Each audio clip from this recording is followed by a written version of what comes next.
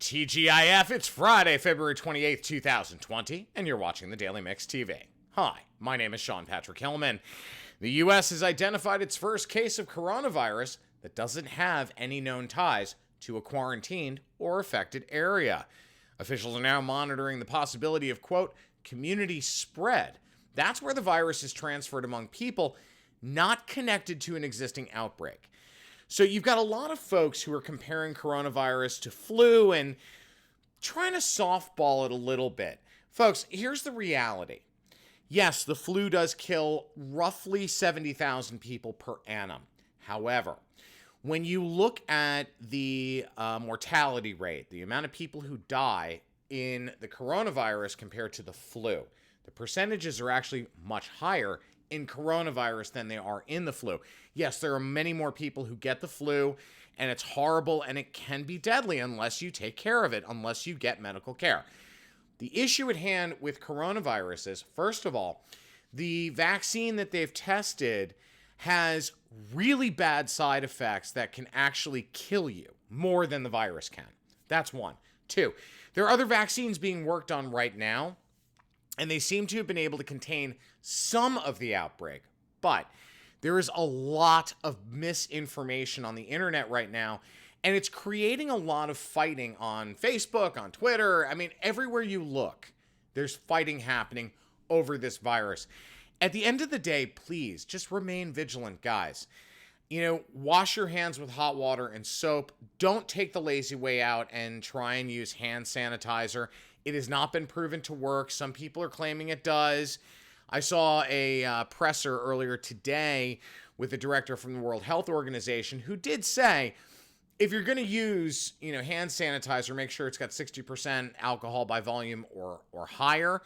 But at the end of the day, using hot water and soap is the more effective way to treat this. Now, meanwhile, global stock markets were on track for their worst week since the 2008 financial crisis. After coronavirus-related worries sent the S&P 500, the Dow, and the NASDAQ into correction yesterday, they've shed more than 10% from recent highs. That translates to roughly $5 trillion in value erased from the market. And unfortunately today appears to be more of the same, with the Dow taking a major nosedive. Now, in other developments, so far, you've got 53 countries that have reported infections. The State Department issued a travel advisory for South Korea, which has reported over 2,000 cases. Switzerland has banned all big events. Hospitals in the U.S. and Europe are reporting a shortage of masks. And Japan opted to temporarily close its schools and Tokyo Disney parks while declaring a state of emergency on one of its main islands due to trying to contain the virus. Look, at the end of the day, common sense has to win out overall, and so does reason. I know this virus is scary, but at the end of the day, if we don't come together and solve this problem, we're going to keep fighting, we're going to make things worse, and more people are going to get infected, and they're going to die. Are you a coffee junkie? Well, then Panera Bread may be the place for you. They've launched a subscription program in which customers can have as much coffee or tea as they like for $8.99 a month. So basically, that translates for the cost of 1 cup of Starbucks coffee.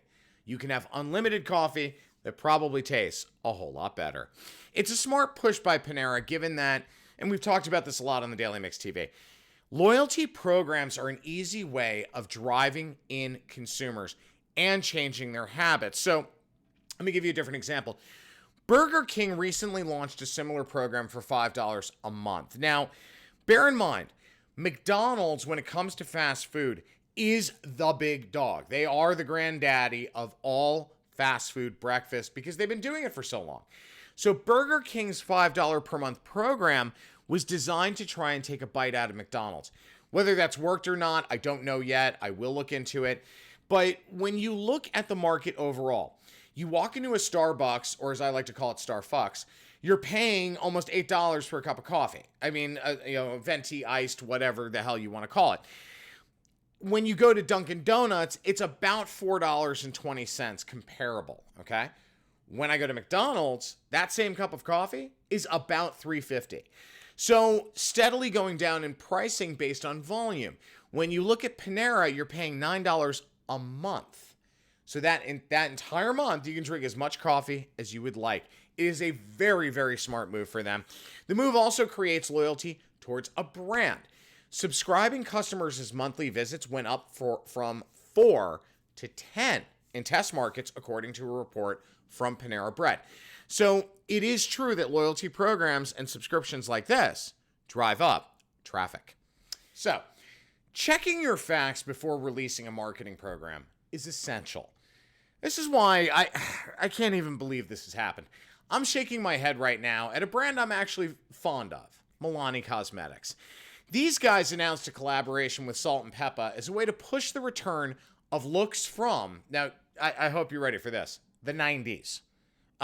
Folks, Salt and Pepper's biggest hit was Push It, which came out in 1987. You just can't make this shit up. Look, every Gen Xer knows Salt and Pepper is associated with the decade of decadence. That is the 1980s, not the 1990s. Now, that aside, the beauty brand has partnered with the female hip-hop artists on a makeup collection that celebrates their style and signature looks. Now, one of those was invented in 1990, so yeah, I could get there. But, I'll get into more detail in a second. In the meantime, quote, Milani was one of the first brands to champion diversity and stand behind the mission of offering prestige quality to all. Throughout their career, Salt and Pepper have achieved many notable firsts. First female rap act to go gold and platinum status. First female rap act to win a Grammy Award. It's been a collaboration that celebrates breaking barriers and true confidence. It was only fitting to launch during Black History Month and upcoming Women's History Month. And that is Evelyn Wang, who's the CMO of Milani. Look, guys, I absolutely love this brand. I think that who Milani Cosmetics is, as Ms. Wang had said, they're one of the first brands to champion diversity and stand behind the mission of offering prestige quality for all. I have launched thousands of beauty brands in retail and online, and it is true. That's why I'm a fan of the brand. But here's where things go off the rails. The company is claiming that the line is inspired by the 90s.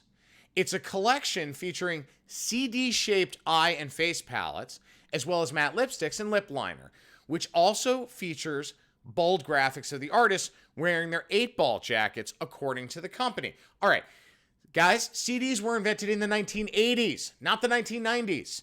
The only thing that's correct here, and I say that loosely, is that the 8-ball jacket came out in 1990. I just look, as you can see on your screen, the collection has a lot of really good products, and they are approachably priced. So it's prestige for all, and I think that's amazing. But regardless of whether it's the 80s or the 90s, it is a cool collaboration. So please don't get me wrong. I know I'm poo-pooing on it now because I hate it when brands make mistakes like this. I am a fan of the brand. It is a cool collaboration. I just wish they had gotten their facts straight. Now, the limited edition collection is currently available at Ulta.com and MilaniCosmetics.com. Shoppers will be able to physically shop the collection when it hits Ulta Beauty shelves on March 15th, and they've got other retailers as well, Walgreens, CVS, H-E-B, and in Canada, they've got Shoppers Drug Mart. Now, I just really wish they had gotten their messaging and facts right before releasing this.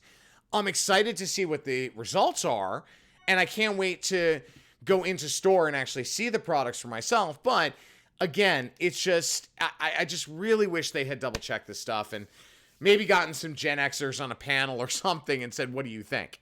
Anyway, I move on.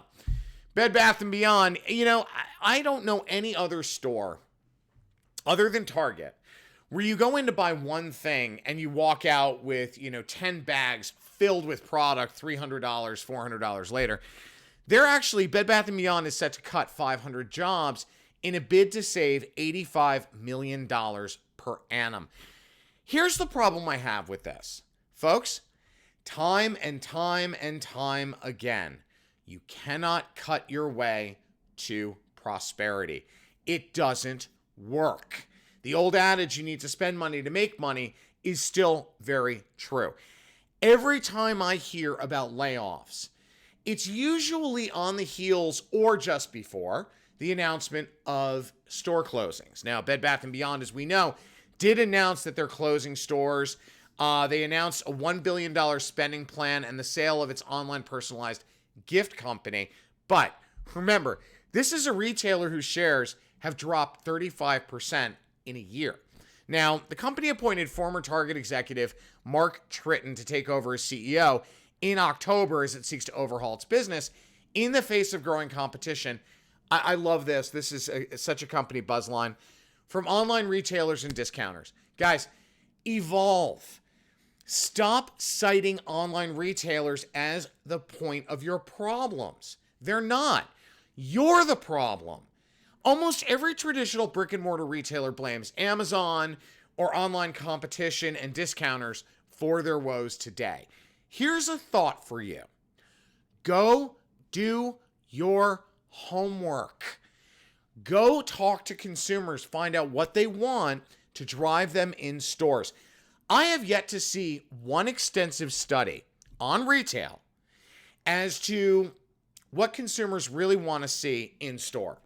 I have yet to see a panel put together that's well thought out that looks at everything from baby boomer, Gen X, Gen Y, millennial, and Gen Z, and what their behaviors are to drive into physical retail. At the end of the day, yes, millennials make up the largest demographic today. And when you compound Gen X and baby boomers together, it's a comparable audience. Millennials look for experiential. Gen X, to a degree, looks for that. Baby boomers look for expertise, and they look for quality. So there's got to be a way to find a middle ground somewhere in there. Unfortunately, retailers haven't, and that's why so many doors are closing. All right, for this week's Flashback Friday, 34 years ago today, this premiered in theaters. I love this woman. I love this woman, and I have to tell her. And if she laughs, she laughs.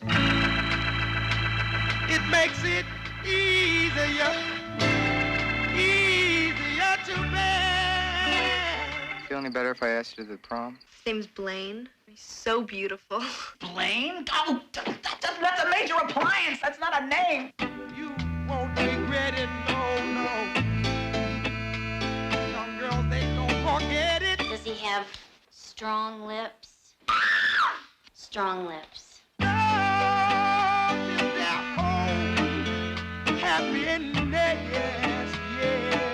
Too weird for me, Maybe this shouldn't happen.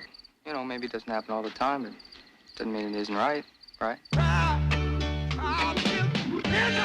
This is not the time to get serious over some Nimrod. He's gonna use you and then throw you away. You're ashamed to be seen with me. No, I am You're not. ashamed to go out with me. Squeeze her, don't tease her, never leave her. You like him, he likes you. What his friends think shouldn't make any difference. I just want to let them know that they didn't break me. Just don't write love songs like they used to.